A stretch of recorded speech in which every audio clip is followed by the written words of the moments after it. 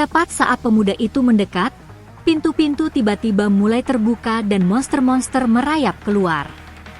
Dalam sekejap, kepala anak ini berada di antara cakar raksasa seekor orc yang perlahan-lahan meremasnya semakin keras dan semakin keras hingga mencabik-cabiknya menjadi berkeping-keping. Para pemuda yang memasuki gudang perlengkapan seni dan di sana tanpa sadar menemukan pintu Dungeon yang tidak terpaku, sebenarnya telah menandatangani surat kematian mereka sendiri. Karena saat mereka jatuh ke dalam cakar para orc, hidup mereka terhenti pada saat itu juga. Tidak ada kesempatan bagi mereka untuk selamat dari monster-monster ini karena orc adalah pemburu alami.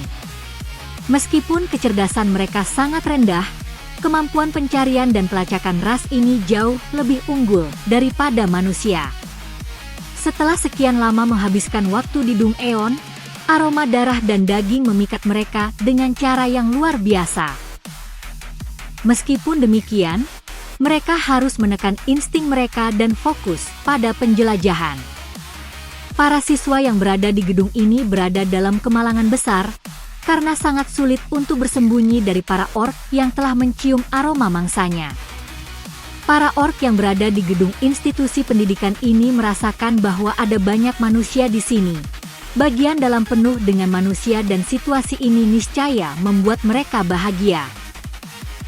Karena setelah memusnahkan semua manusia dan merebut serta memperkuat posisi mereka di wilayah ini, mereka ingin memulai perburuan yang sebenarnya di sini.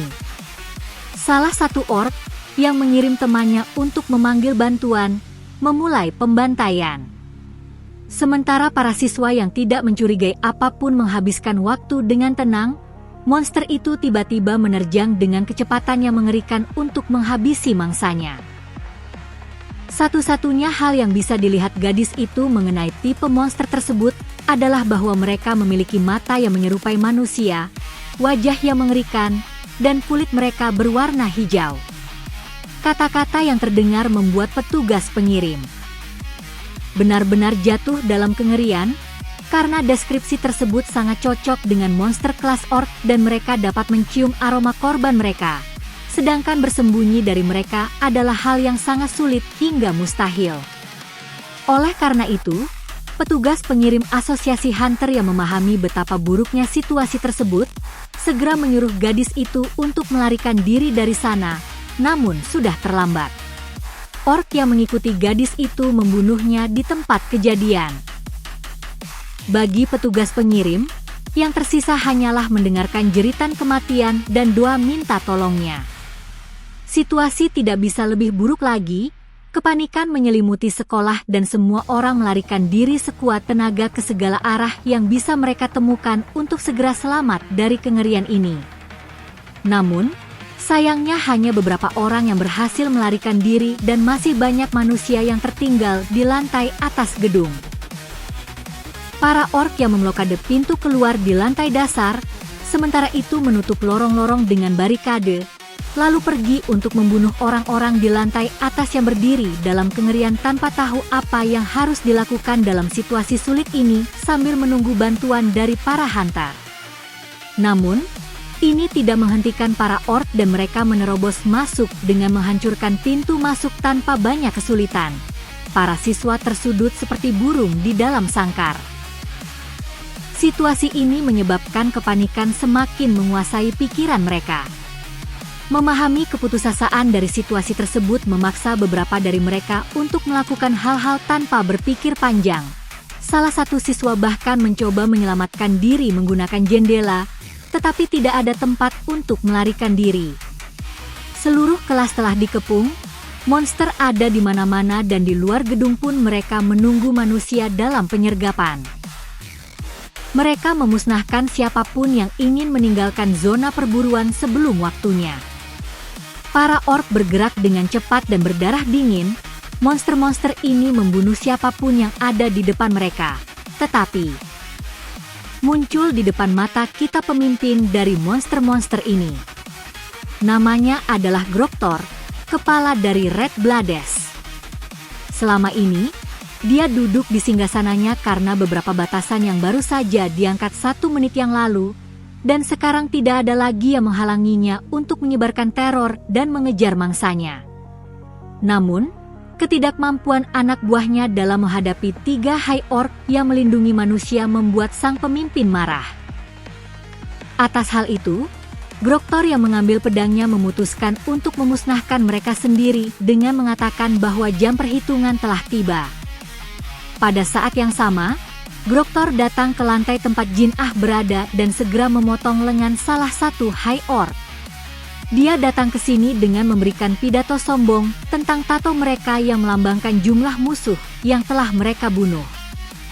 Pemimpin orc tidak banyak berbasa-basi dan menerjang untuk menghabisi lawannya yang lengannya telah terpotong. Namun pada saat itu, di depannya muncul prajurit bayangan kedua yang memblokade pedangnya. Tetapi musuh menyerang dan membelah High Orc menjadi 2. Namun segera setelah menerima kerusakan, prajurit bayangan itu seketika pulih kembali. Karena selama ada mana milik Sung, prajuritnya dapat sembuh selamanya. Memahami hal ini, Groktor tentu saja bisa bersenang-senang lebih lama dengan membunuh mereka ratusan atau ribuan kali. Namun suara-suara di kepalanya yang semakin menguat setiap saat mengatakan sebaliknya. Suara di dalam dirinya memerintahkannya untuk segera membunuh semua manusia. Dan karena mereka adalah makhluk panggilan, demi segera menyelesaikan urusan dengan para High Orc, pemimpin orc memutuskan untuk membunuh penyihir pemanggilnya terlebih dahulu. Dengan melihat para manusia dan mengandalkan intuisinya, Groktor merasakan mana paling banyak pada Jin Ah. Dengan memutuskan bahwa dialah pemanggilnya, dia memerintahkan agar dia ditangkap dan dibunuh. Sedangkan para pelindung dapat diatasi dengan menyerang mereka terus-menerus dan tidak memberikan kesempatan untuk bergerak. Dia mengatakan bahwa prajurit bayangan sepenuhnya tidak berdaya selama proses pemulihan.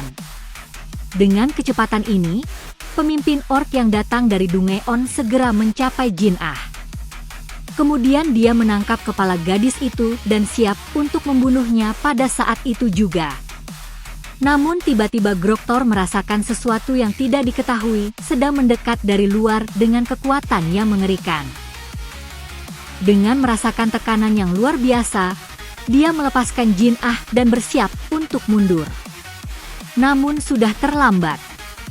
Karena Sung Jinwoo yang sangat mengkhawatirkan keselamatan adik perempuannya akhirnya telah sampai di gedung sekolah. Dia mengatakan bahwa mulai saat ini semuanya akan baik-baik saja. Merasakan ketakutan yang luar biasa, pemimpin orc mencoba memperkenalkan dirinya kepada lawan yang baru saja datang. Namun Jinwoo yang marah membungkamnya dengan menyuruhnya menutup mulut dan menunggu kematiannya.